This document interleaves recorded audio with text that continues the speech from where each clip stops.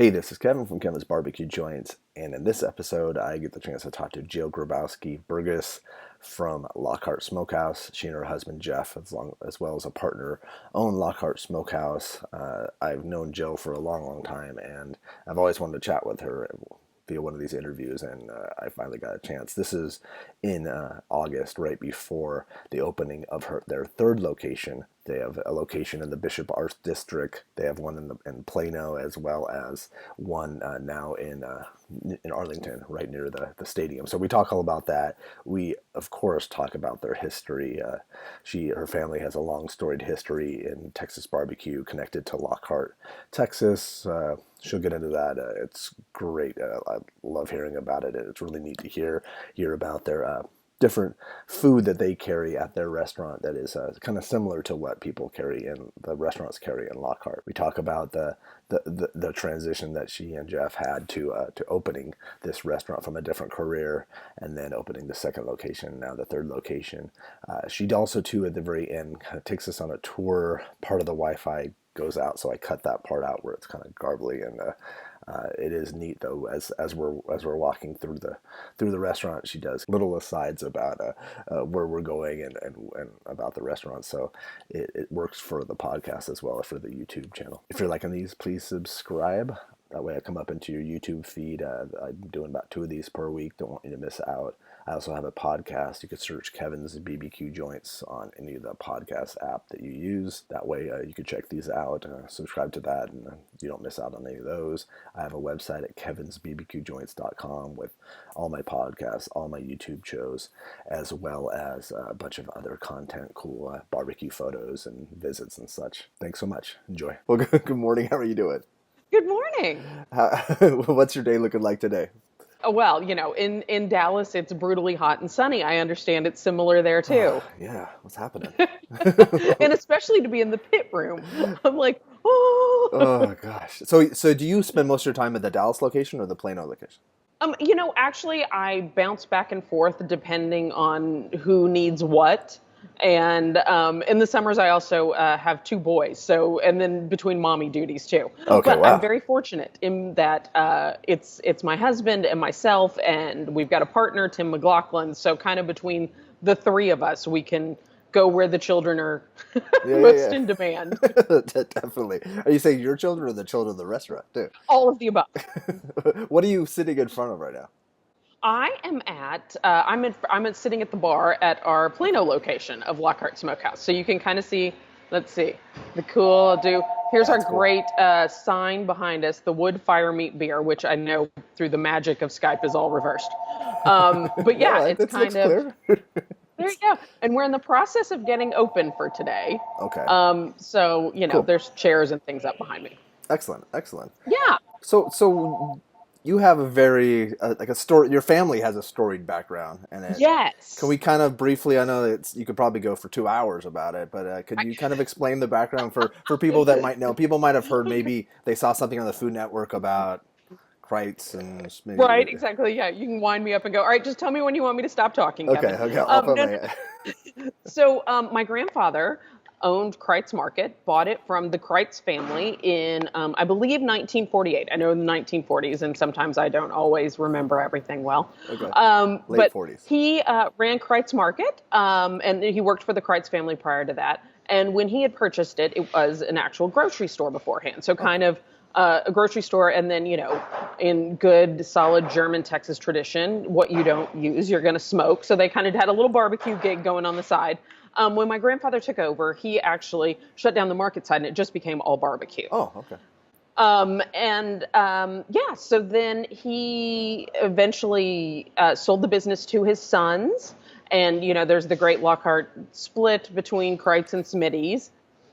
So that was, yes, when my grandfather died, the boys had already bought the business. Okay. And he left the building to his daughter. His daughter raised the rent, and the boys said, oh, I don't like this. And they built a lovely new place and moved down the street. And she opened Smitty's barbecue restaurant in the original Kreitz location, which is great, and smoky hallways and dark and all that stuff. It is beautiful, iconic, and it's how it's wonderful, yeah. And, did you ever get to see when the steak knives were chained to the table? Yes, that is such a cool thing. I know that. I love that because I used to try and like shank my sister with them. Um, You got to shake your sister. That's a right, good yeah, takeaway from this interview. of course, yes. And don't throw her in the fire. Your mom will get mad at that too. Um, so yeah, so that's Kreitz Market. So fast forward oodles and oodles of time, and we were kind of in. My husband and I were in between corporate jobs, Mhm. and the recession hit, and we were like, "Oh no, what are we going to do?" And it seemed like we always kept noodling around with. There's this great barbecue lineage, and there's nothing in Dallas like that. And you were And in living in fact, Dallas? we were living in Dallas. Yes, Okay. we had been in New York previously, and actually the year before had gone back to visit for something. Okay. And recently, Hill Country had opened. Mark Oh, it was Glosser, around that time. Okay.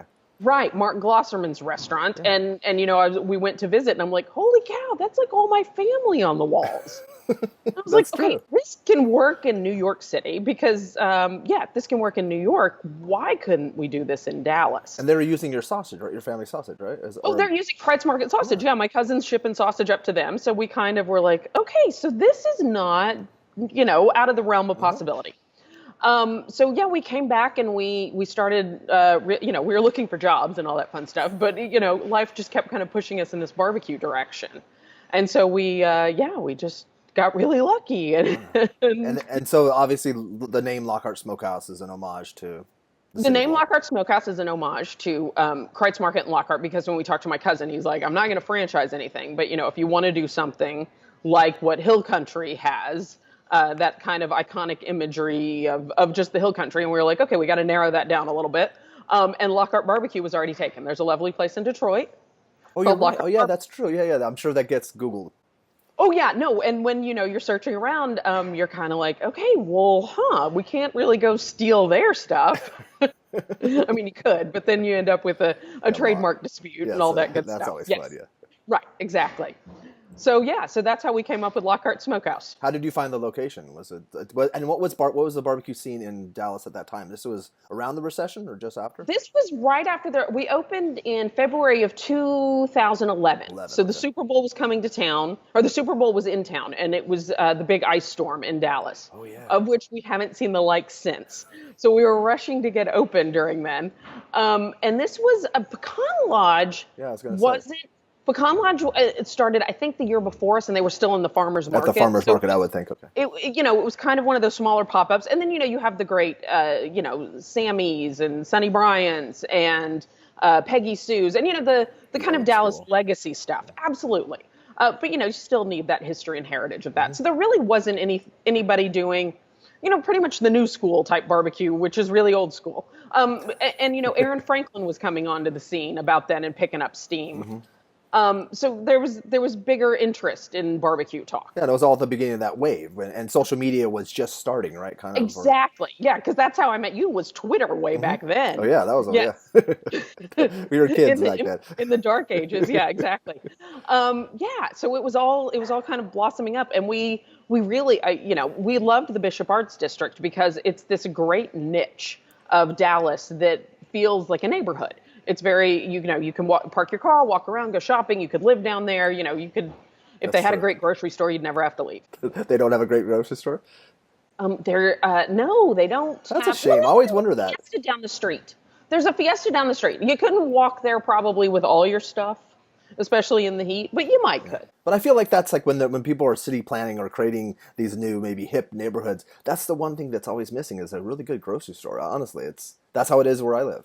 Yeah, there is an HEB coming in now into the area. Oh wow, is that something? Because HEB is not. It's more in the southern portion of HEB Dallas. is more in the I mean, southern southern part portion of Texas. but they've got their little niche fancy market called Central Market, and I believe that's what's talk of going in there.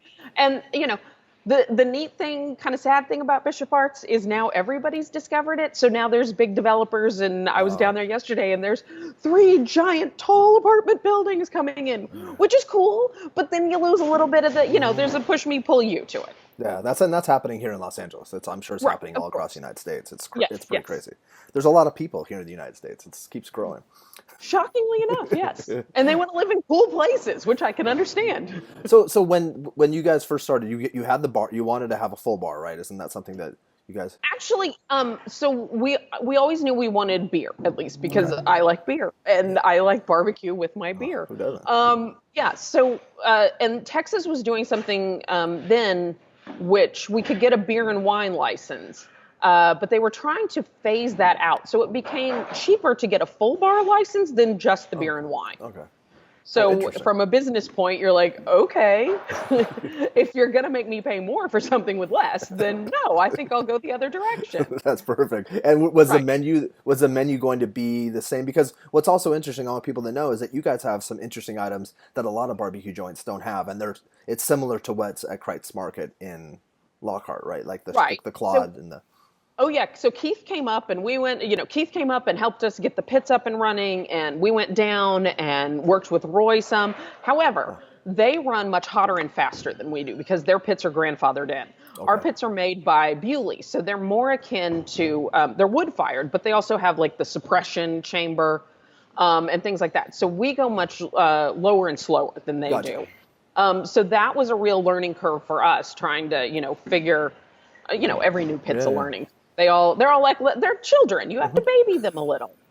I don't think, and that's also something I don't think people understand, that it takes people months or years to figure out the airflow and feel like where the hot spots, and it's Well, and then yes, that's true. But then you get a weird batch of wood or something that's a little bit wet, and then that's going to blow everything off. Or you have, a high pressure system that's going to sit there, so then everything's going to go a little bit faster. So that's one of the really interesting things about barbecue is no day's really ever the same, and you're always learning because there's always something you can figure out. and the sausage you guys get from Kreitz The Market. sausage, yes. So, oh yeah, back to the menu question. Yeah, so we learned a lot from Kreitz Market, but it is also Dallas. So you need a few little tweaks and fun things to give it a little bit of a highfalutin nature. Like the deviled eggs. Like the deviled eggs Oh, with brisket in it. I know. I could eat those probably every day. Well, I don't. Would that be good? I don't know. You go back on the diet. It's like keto. That might work for keto. I'm not sure how much sugar is in there. it probably is, So, yeah. Or for what's the other one? The paleo or paleo, something. Yes. paleo. Yeah. So people should come for the deviled eggs and stay for the barbecue, right? Right. Oh, and yeah, and we do a great blue cheese coleslaw too. Oh, I don't think I've had that.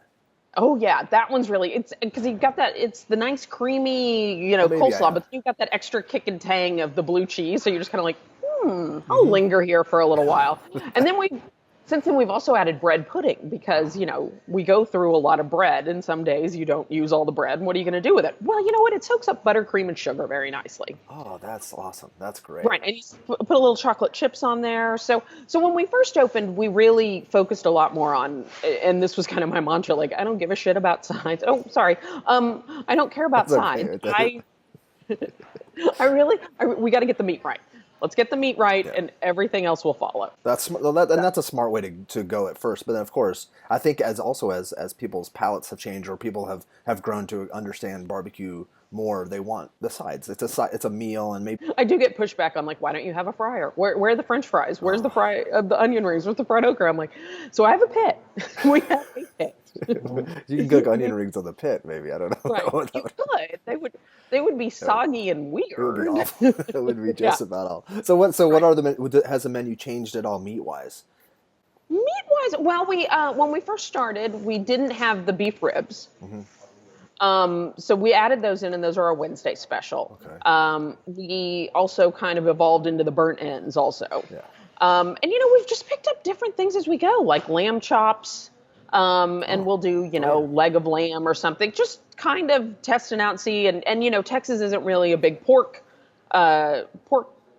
area because we have cows. That's what we grow here. Yeah. But still, we've worked in some pork type things because as, meat prices change and fluctuate and everything, you see like, hey, let's see if we can smoke this and it's good. No, that's great. And you have the beef clod, right? That's Oh, yes, we do have the shoulder clod because that's the great Christ legacy item. and that's something that's I think is completely unique, and that's something that whenever I tell people to go to Lockhart, make sure you have that because Right, it's because it's super totally unique. different than the brisket, and it's especially if you like a little leaner kind of, I don't know, meatier Uh-huh. Yeah, it almost. tastes. Yeah, it has that like that beef Yeah, taste, if that's something that even exists. But it's right. Yeah. And then sausage wise, how many sausages did you guys have? We just carry the Kreitz Market sausage, No, but how actually. many do you have? The jalapeno? We have the regular and the jalapeno, Yeah, yeah. yeah, those Because two. Yeah, it's that's one what of I thought. those that, if it ain't broke, don't fix it. And Like, it's you can't approve on. Everybody's got their opinion on sausages, but I really like these oh, sausages, and I'm like, they're really good. And anytime we've kind of noodled around with, well, maybe we could try one, I'm like, no, that's just not as good. no.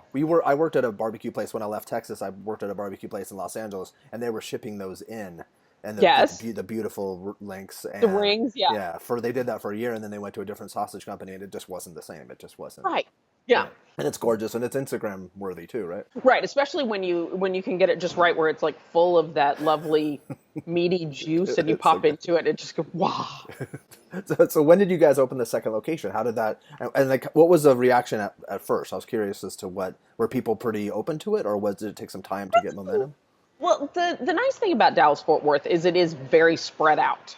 And we actually did a lot of hunting for neighborhoods that we felt would be great because um, also, coming from our corporate backgrounds, like we didn't want to really, you don't want to step on anybody else's toes. Like there's Hmm. no point in having two barbecue restaurants right next door For if sure. somebody's been there and is a legacy kind of Yeah, thing. yeah. So we really like searched out for an area that we thought had a similar feel and vibe and could sustain a barbecue location because you also have to look at what your traffic patterns are of lunch and dinner and how many people are around and how many people are going to come visit.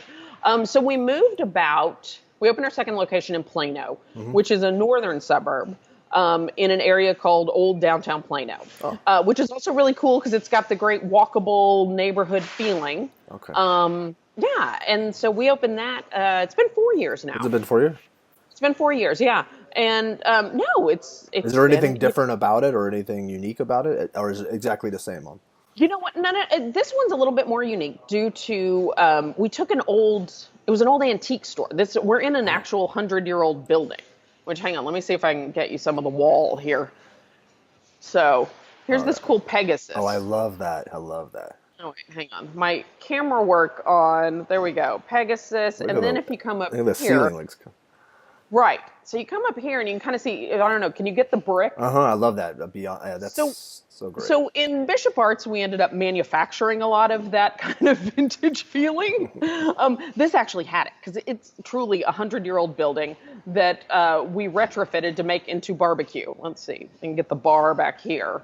Thank you for That's this. This is bad. great for people because I want people to go and Right, exactly. So when we ripped up, we had to replace the downstairs floor because it was literally 100-year-old floor. mhm. And we pulled it up and we found like beer cans from the 1920s That's awesome. that they weren't pop tops. You had to get a can opener Oh, to that's open them. really And that's they were interesting. buried in the floor. And we ended up being able to use that old flooring and put it upstairs. That's cool. Because one of the cool things is, since my husband and I he was a fashion designer beforehand. Oh, I didn't know that. So yeah, so he actually designed the interiors of the restaurants. So it's one of those that hey, put your skills to Yeah, work and yeah, see what for you can come sure. up with, not to pay somebody else. You might as well, and also too, you put your own touch on it, which is important. Right, and well, it keeps the consistency in what he wants to shop for as Hmm. far as old signs and cool things of that nature. Yeah, because we have these really great tables too. Wait, let me see if I can get that. Do do do. Oh, that's killer. Oh, that's Yeah, really cool. It's like the like a lamp. plexiglass or glass on It's a top. plexiglass with cool things in it. And while, you hate for anything, there was a great restaurant here in Dallas that had several locations that ended up closing as we were getting running. And I hate for anybody to go out of business, but they did want to get rid of Oh, it some of their happens. stuff. So we put their tables. In 200 years, when you go out of business, someone will do the same thing. Yeah, knock wood. 200 years, I'll take it. So is that location haunted? This one currently? Yeah, I you don't never. think You guys so. never. It's 100 years old. You might never hear like a little creak or anything. But there's the antique store next door, and so the wall behind me we had to put up, so there wasn't the wall right here. Okay. They ended up cutting it in half, and then with that we ended up. So it's a little bit different than our Dallas location in that we built an actual smoke room in the back, Okay. and we can wander back there here in a little bit. Yeah, that'd be great All at right, the end. At the end, let's that'd be kind. Oh, go. we're going to do it now. Okay, That's we want to awesome. go. Whatever. When do you want to do it, Mr. Producer Man? Right now. All right, cool. So anyway, we ended up putting in an actual smoke room due to fire codes with the city of Plano. That makes sense. So that's a little bit different than what we had done before. So, Excellent. hi. I'm waving at people as we go. Yeah, here we go. So yeah, the long hallway, you kind of have the railroad thing. Oh, this was I another can't cool wait thing. to Wait, visit.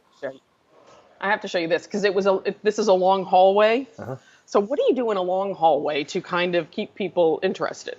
Hey, look, you have a window into the kitchen. Ah, that's So cool. people can stand back here and kind of go, oh, okay. And So then you that's don't feel like you're in a, submarine or whatever. and it also it looks like it's like real stuff's happening. It's kind of a Right. Disney technique, I Exactly. think. A Disney effect. Yeah, that's what we're going for. No, like for a ride, like gives people something to do while they're. Yeah. I think I'll have to come there and film. That way, that'll get an excuse to. Not that I don't want to come and eat and hang out, but But there we go. that's really cool. So that you built that in the back. Do you have? We built that in the back, yeah, due to Plano fire codes. Did you say there's an upstairs and downstairs, or upstairs for offices? There is an upstairs, actually. Here. Maybe Wi-Fi is going to be nice to me. I think it would be inside, hopefully. There we go. One would hope. This All right, is- here we go, upstairs. What a great location. Yeah, it is fun. So we liked this too in the fact that we could have an upstairs, because then we've got if you need the little party room type deal. And these are some of the cool little touches we added in. I don't know. Let me see. Up here, you can see the Dr. Pepper or the big red sign. That's killer. Yeah. So, to keep that 100-year-old feeling with it.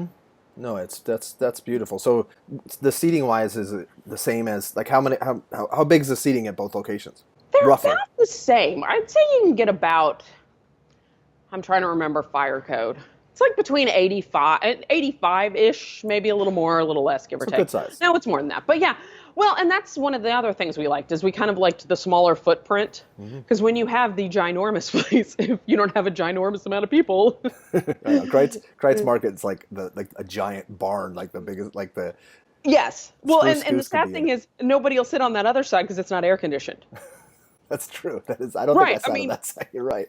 No, you go in there and, from March to November, it's miserable. That is Well, true. because you get all the fire and stuff. So, yeah, so everybody's crammed into that one little air-conditioned spot. So and you guys have air conditioning, so that's something that's. It is Dallas. They won't. Well, when we first opened our initial location, we, emulated the Great Kreitz model in that we did not have forks or sauce. Okay. Oh. The people of Dallas decided they really liked forks and sauce because once you tell people they can't have something, they want it even more. That's true. And we also got the local food critic, Leslie Brenner, gave us a 1-star review. That was part of her argument. She also had some other points that we did fix. And, I can't fault her for that because we learned a lot. Because if you don't, then, either adapt or perish. So I so think Leslie's had a problem with a lot of things. Yes, but I have to, and I choose to try and take the positive outlook. No, of course, and that's constructive criticism is super important. Right. I wish it wouldn't have been in the paper next to a 1-star, but you take it when you can get it. But yeah, after a review, we did do the very juvenile Fork You Leslie Brenner Day, and we put forks out. I think I remember that. Yes, this was eons ago. So everybody was like, "Oh my gosh, that's genius! Did you hire an agency?" And I was like, "No, it was my husband." As I'm in the fetal position, going, "We're going out of business." So people really liked forks, though. They ended up liking forks, and so fine. We'll keep the forks, and we put some sauce out. So now I get really happy when people have sauce next to their meat, but they don't even touch it. That's great. So I'm like, No, see, you wanted sauce, but you got to try it without. Yeah, and that's important. I think that's like a good and for anywhere across the country, people should try to have stuff without sauce and then add sauce. There's great sauces out there, like that, and your sauce is Of course. Well, and if you want, like, there's some days I just want a little fold-over sandwich and chop up some brisket, and then you really need the sauce, like a little sauce and pickles and onions, and you're like, oh, this is a good power snack. It is fantastic. It's almost one of the best that you could have. It's so satisfying. Yeah. It's so sad. So you guys open at both locations 7 days a week or 6 days a week? 7 days a week, okay. Both locations. Because as my partner, Mr. Tim, says, we pay rent 7 days a week. That's great. Are you open on Christmas? We do not. No, we close Christmas. We close Thanksgiving. Okay. We're open New Year's Day because people are hungover. Yeah, and those are pretty much the big ones. We're open a little bit on Easter and we'll close early. Like some of those in between holidays. And you guys open at 11 and close at what time? We open at 11 and we try to. When we first opened, we didn't have a really good handle on like flow. How much meat before you sell out kind of thing. And when you sell out, as the newer kids will tell you, like Cadillac, we talked to Todd David before, and he's like, people tell me all the time I don't know how to run a business, and I'm like, they don't, it's not like you can microwave this stuff. No, and he shouldn't. Right, exactly. So now we have a better handle on the flow, and we can make it till about 9 most days. Oh, really? If a giant bus load doesn't come through. Well, we know when to, when you pull things off, when you put things on. For sure, yeah. It's a dance. So if someone's coming, say someone's in town and they want to come in the evening, if they get there around 7, they can get a full menu, probably, right? Like pretty close. I would say 6 would even be better. 6, okay. That's good because I want people to know, because I know that there's a lot of different items that people want that. Exactly. But there'll be something. And usually with our reload timing, we have stuff coming off between 5:30 and 6. So then it would just be straight out of the pit. Hey, we've got this, or if it's not quite ready yet, you're still in the running for it. Yeah, and people can get there'll be something there'll be many items they can get, but not necessarily the whole thing. You're not going to starve. You could always have bread pudding, right? Right, that's true. And then, listen, actually, our smoked turkey is phenomenal too. So smoked turkey and bread pudding is a full meal. And people should get turkey more often. I think it's at places that do it right. It's so good. So good. Oh, it is delicious. That's what my kids eat mostly now. Is the turkey. Because they probably have had so much brisket in their life, right? You probably have. They probably have that like in their bones. It's like 2% brisket. Right. I know. We were discussing college plans. I'm like, well, if you choose to take a gap year, we'll train you as a pit master. It's fine. Put you out in the pits and you'll be in college real quick. They're probably like, yeah, like that's what kind of gap is that? That's right, exactly. Well, Jill, is there anything else that people might not know about you guys? I just wanted to make sure that you're always on people's radar, and I've always wanted to talk to you in person. We've only just talked online, so. Right, exactly. Oh gosh, I don't even know. No, hey, we're opening a 3rd location in Arlington. Yes, that's what's on the radar right now. We have talk about good neighborhoods. We're right next door to the Texas Rangers, and catty corner from us, behind us, is Jerry World, the AT&T Stadium. Oh wow. Jerry World. We have. Is that what it's called? No, that's what I don't know. We kind of call it around Dallas. That's so funny. That's hilarious. Right. So, those are some nice new neighbors to pick up. Oh, cool. When do you think that'll be open? Well, we're in full rush mode to have that going by August 9th is when the whole complex is opening. Oh wow. Yeah, exactly. Of this year.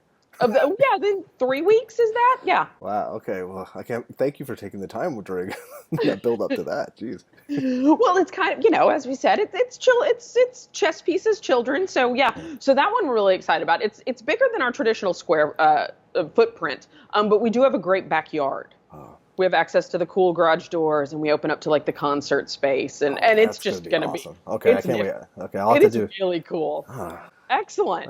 Well, have a great week. Thank you so much for taking the time. You. And sure. I'll shoot this over to you when I'm done. Thank you so much. All right, wonderful. Have a great day. You too. Bye. Bye.